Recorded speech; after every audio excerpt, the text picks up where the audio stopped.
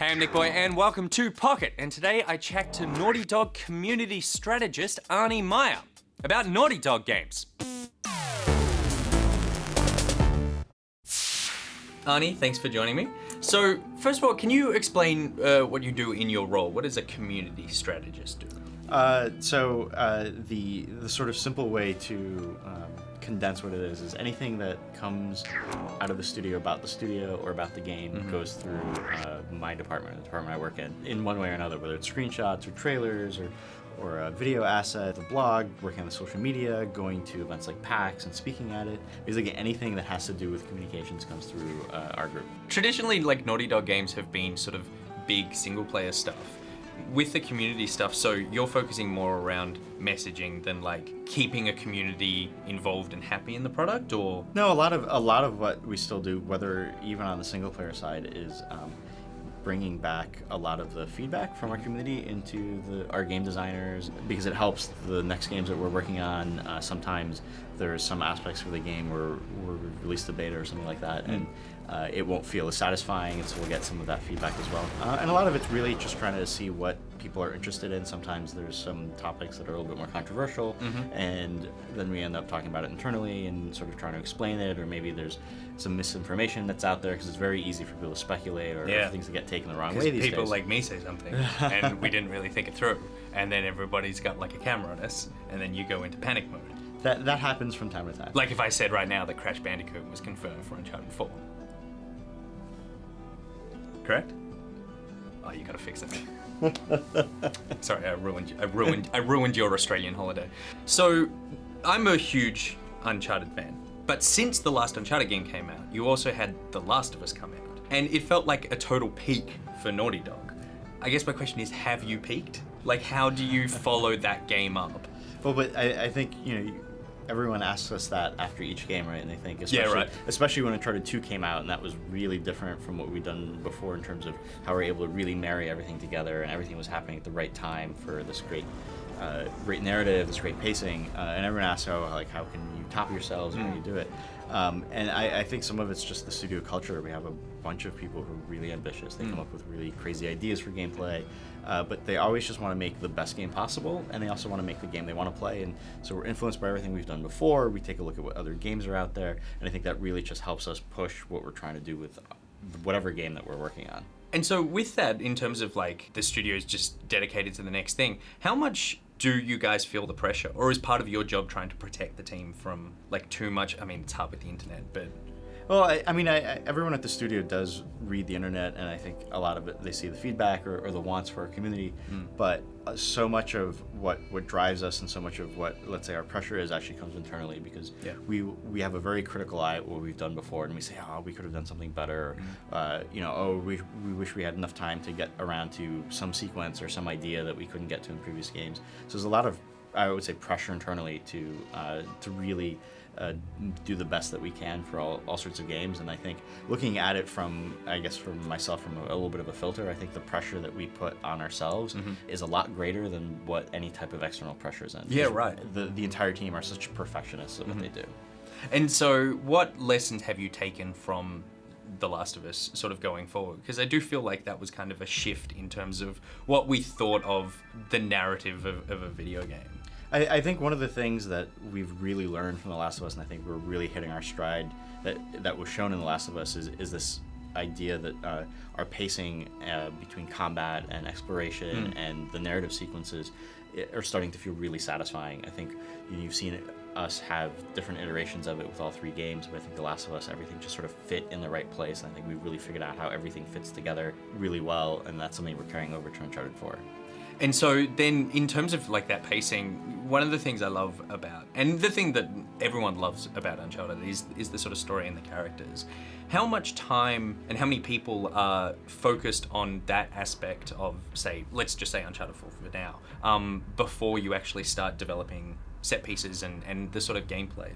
But both things actually happen pretty organically together. The only thing that sort of, I guess, happens ahead of time is that we end up with the macro for the story. Yep. We have a board in one of our rooms at Naughty Dog where there's just no cards pasted up, and it basically provides the general story beats, the general environments as well, and sort of what's happening, so that everyone has this very high-level view of what's happening.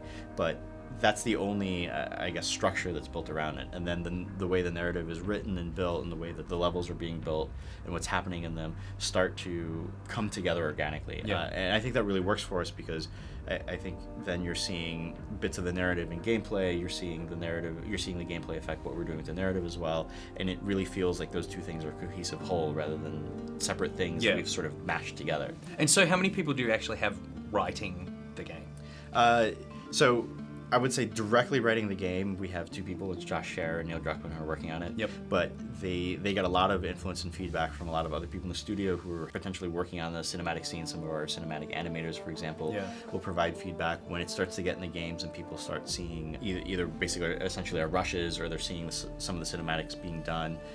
From our video team, they might provide some feedback on it, and we'll refine and iterate stuff. But the other thing too is that the actors are very much involved with the writing process. Once they go to the table read, once they're rehearsing, once they're on the motion capture stage, and the actors have the opportunity to provide feedback and say, hey, I don't think my character would have said something this way, or I don't think my character would actually act this way. So we're able to refine and iterate basically on the fly. So there is enough time there for like improvisation and that stuff while you're capturing? Oh yeah, absolutely, and we definitely welcome it. We think, especially now that we're on the 4th iteration of Uncharted, that our voice actors, they really know what the characters are like, and we have to listen to them because they have that investment in the characters, and I want to say almost better than us because they're always thinking about the characters when they're shooting with us. Yeah, right. And so then, in terms of like story in particular in games, why do you think that so many studios push that to the side? I think just a lot of it is it's very difficult to tell a good story, and it's very difficult to really get a sense of how you're marrying those two things. I've worked at places before where you'll write the story before and then you'll try to shape the gameplay around it. Yeah. Or you'll create the game and then you'll try to fit a story within that. And we're looking at you, Destiny. There are many tales told throughout the city to frighten children.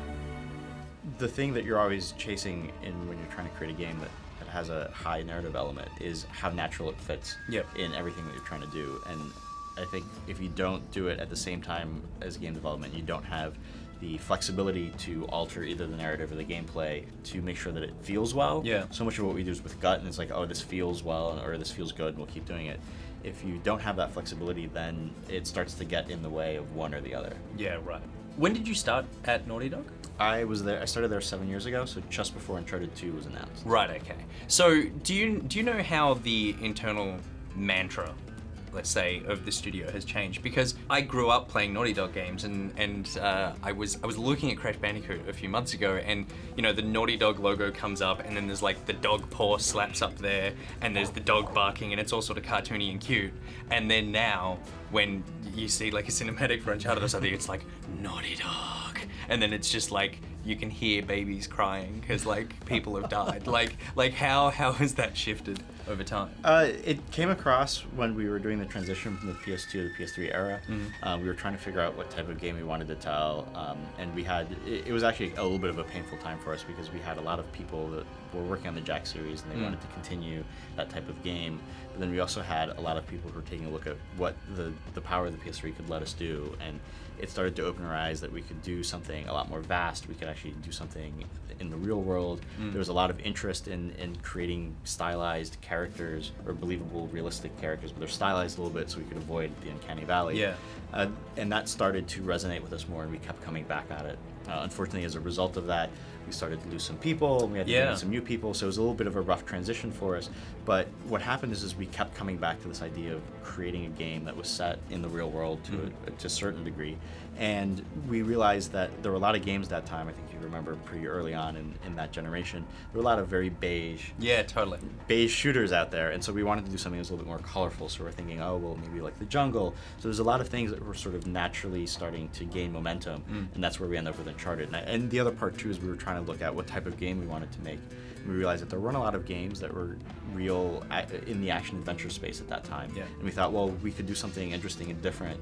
Basically live in a space that there are not a lot of people there, and people would pay attention to what we're trying to do. So like all of those things sort of naturally fell into place for us. Yeah, I can see that being a really difficult shift, because if you've had people working on, you had like Crash and Jack and Dexter as the two big sort of pillars, it's a total 180 away from that style. And that footage came out a couple of months ago of the first concept stuff for Uncharted, where it kind of was straddling between the two. Like Drake was a bit more cartoony. There was more of a sort of element of trying to hold on to the past. Was that trying to appease both sides, and then you guys just basically went, no, we're just going to go full realistic? It wasn't trying to appease both sides. The way that we work at Naughty Dog is very iterative. So whatever we do, it's starting with an idea and then refining it over time, and whether it's with feedback or just coming back to it back and forth. And that's all you're seeing for the process is like we had a starting point, is that we were trying to understand what we could do with the technology. As we're starting to build our engine, we kept coming back on it and refining it until it got to the point where it was like, okay, this is what feels right. And it's funny that I keep saying that, but it's like so much of what we do at Naughty Dog is really driven by gut instinct. Yep. And if something feels right for us, then we'll keep doing that. Yeah. I thought it was really interesting seeing that early tech demo stuff, where you would see you guys, it looked like you guys had developed like a water engine, or part of your engine was dealing with water physics and that sort of thing. And then you play through Uncharted 1 and you're like, oh yeah, that's why a lot of that game is me on a jet ski. Because it's like, we developed this new thing and now we're trying to like explore it in as many ways as we possibly can. Yeah, we do that for a lot of our games. It wasn't so much, that was something that we focused on a lot for Uncharted 1, but it really came into its own once we started working with Uncharted 2. Uncharted 1 was really difficult for us. We're trying to create an engine, a game, our tools, pipeline, and like everything all at the same time. So we weren't really able to get a real ambitious vision of what we wanted to do. I think the studio did a really great job with the game. Yeah, I love Uncharted 1. I think that when I played it at the time, I played it after I'd played Uncharted 2, and I went, oh yeah, I love Uncharted 2, it's one of my favorite games ever. And I went, oh yeah, Uncharted 1's, yeah, it's not bad, but it's no Uncharted 2. But then I played through the whole series again when the collection came out, and I just went, oh no, Uncharted 1 was just like, that was a heap of fun. Yeah, and it's really impressive that they were able to do that while doing all of this other stuff, all the heavy lifting they needed to do. But when you look at all of our games, we'll try to find a gameplay element or something that ends up becoming the design or technology philosophy. There was a time we were saying, oh, it's like it's water or it's sand or it's snow. Yeah. But the thing too is it's like in Uncharted 2, the train sequence, chapter 13, where you're starting at the lake and you're going up. That was something that came out of Uncharted Drake's Fortune. We were like, oh, we wanted to try to do this thing, but we couldn't get to it because we're trying to do all of these things at once and launch a game. As in, you wanted to put that sequence in Uncharted 1, or that style of gameplay? It was that we wanted to have Drake on a vehicle like that. Yeah, that was not a jet ski, but it was this fully realized vehicle that was moving in the world, that was really dynamic, that there was real-time physics where Drake would be stumbling and things would be happening, and that wasn't possible because we're trying to do so much, but that ended up becoming I guess like the guiding philosophy for what we're doing in Uncharted 2. Is like everything was in service of trying to make that sequence work, then how can we apply that to other aspects of the game? So the collapsing building is a great example of saying, oh, well, we've built up this technology, how can we use it elsewhere? And so you say that you had like, say, roughly water for the first game, and snow and sand. Is there a feature in the new one that you've sort of exploring, building around that you can talk about? There is a feature, but it's just funny because you're saying that, and I think everyone thinks that the mud from our E3 demo looks really good. So yeah, right. They're saying that it's, we've gone from water to... We've combined them all. To mud. But I actually, it's funny that you say combine them all. I think one of the biggest things that we're able to do with Uncharted 4 now on the PS4 is that we're able to layer a lot of our gameplay mechanics in a way that if you look in the previous Uncharted games, we could only do it by itself, and that was a little bit of the limitations for the engine for us. But now we have the ability that we can stack it on top of each other to open up new choices or new ways of gameplay. It's funny because you can see the E3 demo behind us, but it has a really great little bit of the vertical slice of how we're trying to do that. So when Drake is being dragged in the mud, he's on a fully realized physics rope that's swinging back and forth, and he's climbing up it. He's shooting his gun on it, and that is attached to a truck. and a complete, sort of independent physics platform, basically. And if you look back at the Uncharted series, we were able to do all of those things, but never at the same time. Yeah. So, One point he's on a rope, at one point he's on a car. but never at the same, and he's not able to shoot from a rope either. It's just a portion of traversal. So now the fact that we can do all of those things at once is a great example of the things that we're doing is we're combining all of these things. So I don't want you to already, before even the game comes out, be saying like, we're not happy with it. But is there, like you said that each time it's kind of like, oh, we wanted this in this game, but we couldn't put it in there. Even though you can combine all these things and do all that stuff, like, is there still something where you're just like, oh, but we also wanted him like singing a cappella? Like, we can't put the singing stuff in there yet. I think now that we've been working on the Uncharted series long enough that we're able to get a really good idea of how far our missions can take us. And very early on, we're able to scrap things that we might feel is too ambitious or we can't get around with technology. So we don't feel that invested to anything that doesn't make it into the game, and it doesn't feel like, I wish we put it into it. I think, again, it's just the fortune that we've been able to work on the game so much that we've really hit our stride with what we need to do to put the game together. Yeah, right. Do you think there would ever be a return to the roots of like the sort of more cartoony, sort of platformy sort of stuff? Like, if you took Crash, which is one of my favorite series, like, could we reboot him to be like a gritty alcoholic who's just on a rampage, like breaking boxes everywhere? Like, is that on the cards? I think I think you're describing an NES game that I can't remember now, or an SNES game. Remember the Drunken Squirrel? Oh, the Conker. Yes. Conker's Bad Fur Day. That's yeah. you're describing. Yeah, right. Yeah. There.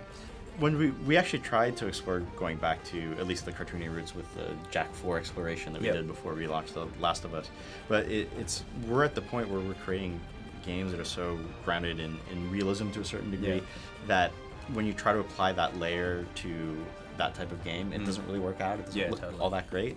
And we're so invested in that type of thing, and everyone sort of really feels what we're doing with, again, having these worlds that are grounded in realism, that it's hard for us to step back and say, oh, we can go back and make a cartoony game or do something that's a little bit more wild and wacky. But I think that's just a virtue of who's working at the studio and where our interests lie. Yeah, right, okay.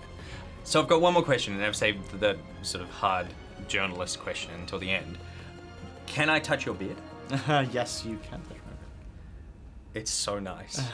It's as nice as you want it to be.